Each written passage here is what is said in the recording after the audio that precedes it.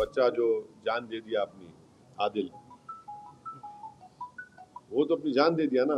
Financial action task force में उनको grey list में लाए।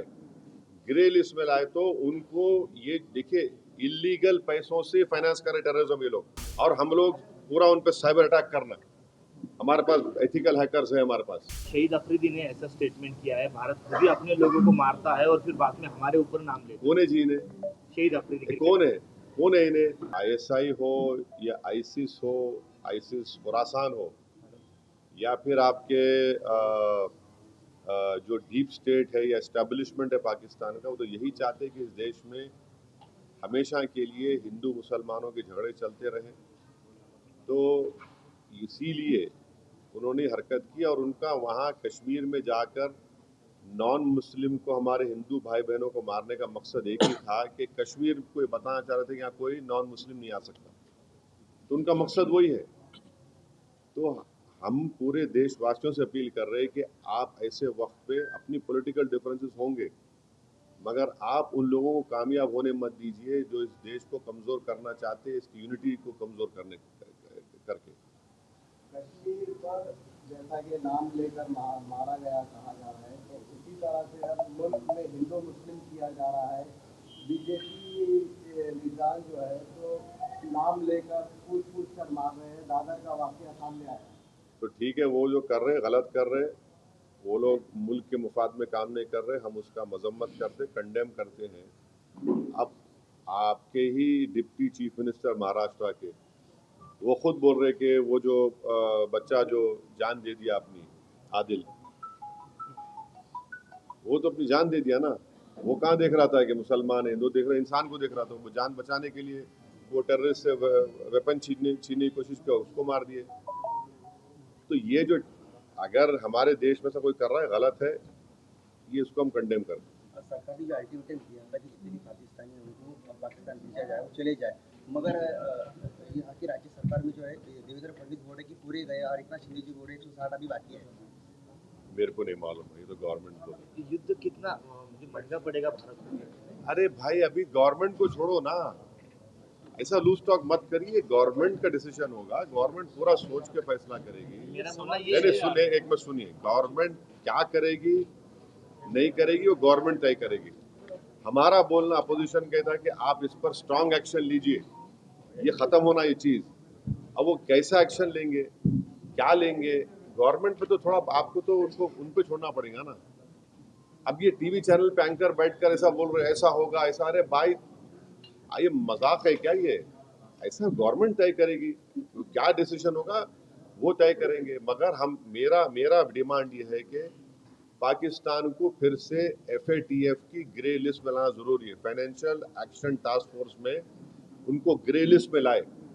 ग्रे लिस्ट में लाए तो उनको ये देखिए, इलीगल पैसों से फाइनेंस कर रहे टेररिज्म ये लोग। कोई वाइट का पैसा नहीं, कि इलीगल पैसे से। तो FATF की दोबारा लिस्ट, की ग्रे लिस्ट में पाकिस्तान को डालना जरूरी है। हम डिमांड करेंगे ये गवर्नमेंट से कि उनको FATF की ग्रे लिस्ट में डालो आप, तभी जाकर उनका होगा। और हम लोग पूरा उन पे साइबर अटैक करना। हमारे पास एथिकल हैकर्स है हमारे पास। नेवल और एयरफोर्स ब्लॉकेट कर सकते, इंटरनेशनल लॉ में कर सकते हम। और अगर कल कोई एक्शन गवर्नमेंट लेगी तो यूनाइटेड नेशन का कानून है आर्टिकल 51, जो सेल्फ डिफेंस में आपको राइट देता, और नॉन स्टेट एक्टर्स के खिलाफ भी आप एक्शन ले सकते। तो ये सब चीजें हैं। और भारत के संविधान में आर्टिकल 355 है। 355 के तहत कोई स्टेट में अगर एक्सटर्नल एग्रेशन होता तो सरकार की जिम्मेदारी उसको रोकने की। शहीद अफरीदी ने ऐसा स्टेटमेंट किया है, भारत खुद ही अपने लोगों को मारता है और फिर बाद में हमारे ऊपर नाम लेता है। कौन है जी इन्हें? शहीद अफरीदी कौन है? कौन है इन्हें? नाटक है क्या ये? छोड़ो ना, तुम क्या जोकरों का नाम ले रहे मेरे सामने, छोड़ो ना इन लोगों को। क्या भारत उनको जो प्रोटेस्ट करने जा रहे हैं कैसा है उसका? देखिए फोटो, जी देखिए ना फिर। तो क्या आगे का? अब वो सब हमारे सदर साहब आए हुए हैं, आपको तफसील सुनाएंगे। मगर हमारा देखिए, आपको समझा रहे, पंढरपुर की मंदिर है, पंढरपुर की मंदिर में ट्रस्टी कौन हो सकता है बोलो आप? हिंदू हो सकता है ना, नॉन हिंदू नहीं हो सकता ना।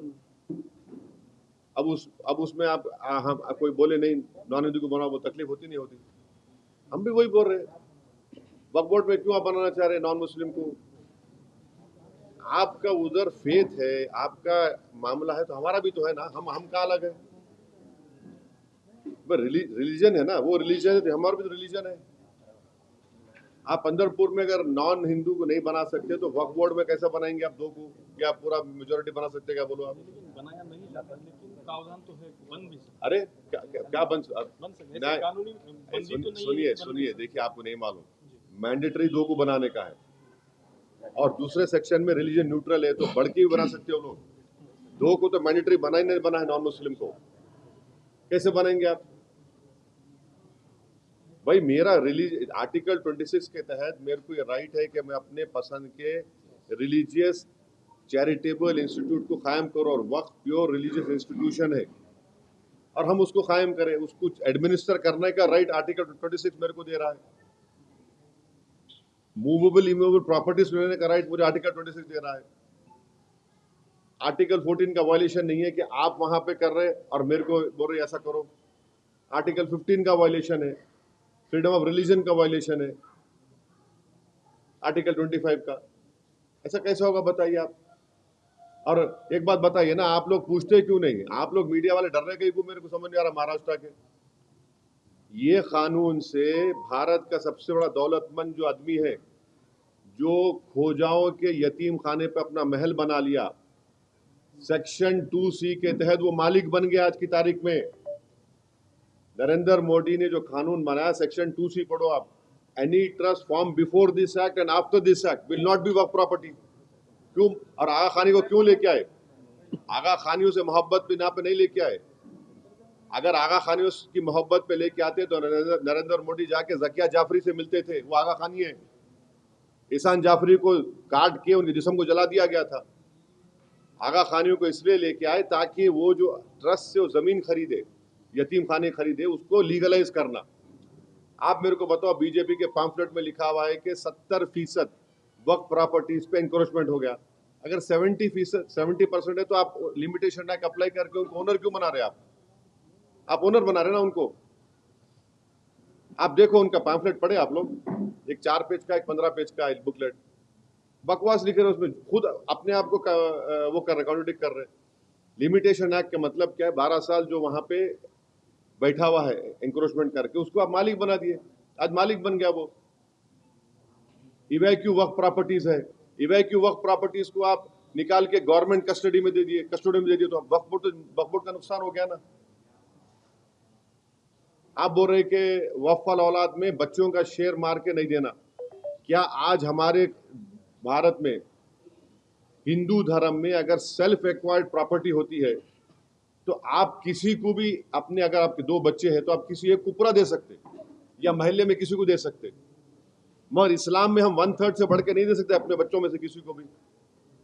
विल पावर आपको है, और हम अगर मैं अल्लाह के नाम पे दे रहा हूं।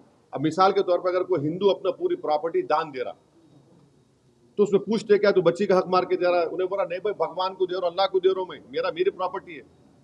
संविधान में आर्टिकल 300A है, प्रॉपर्टी आपका है, मैं कुछ भी कर सकता हूं मेरे प्रॉपर्टी। आप बोल रहे नहीं, वो ऐसा नहीं कर सकते आप। तो ये इसमें ऐसे प्रोविजंस है इतने। अच्छा, हम ये जो चला रहे ना प्रोपेगेंडा, बीजेपी हमको बताओ एक सेक्शन बताओ उसमें जो प्रॉपर्टी तुम लैंड ग्रैबर से निकाल के लाके देंगे। तुम एक सेक्शन बताओ जो यहाँ से इनकम में इजाफा होगा, बताओ ना। 45 अमेंडमेंट्स है, कौन सा उसमें है बताओ जो मुसलमानों के मफाद में? आप तो लूटने के लिए लेकर आ रहे। सेक्शन 3D आप बना दिए, उसमें 3D का बोल रहे, क्या बोल रहे, जो आर्कियोलॉजिकल एंशिएंट प्रोटेक्टेड मॉन्यूमेंट है वो वक्फ नहीं रहेगा। क्या मतलब भाई? आपको मालूम औरंगाबाद आपके शहर में यहाँ पर अपने क्या नाम था वहां से अफ्रीका से आए थे उस बादशाह का, मलिक अंबर का वो नहीं है, वक्फ नहीं रहा वो। उनकी समाधि हाँ नहीं रही, वक्फ नहीं रहा वो। कैसा होता बोलो? वो सेक्शन 3D में आप बोल दिए मलिक अंबर की खबर आप वक्फ नहीं है, कैसा बोलेंगे भाई? कई शियाओं के इमाम बड़े हैं, 200 साल पुराने हैं, एंशंट है, तो आप बोल रहे नहीं वक्फ की नहीं रहती, कैसा होगा ये? अब आपका पंचक्की है, आप पंचक्की बोलेंगे नहीं है, दरगाह नहीं है, वो वक्फ नहीं है क्योंकि एएसआई का मॉन्यूमेंट है वहां पे।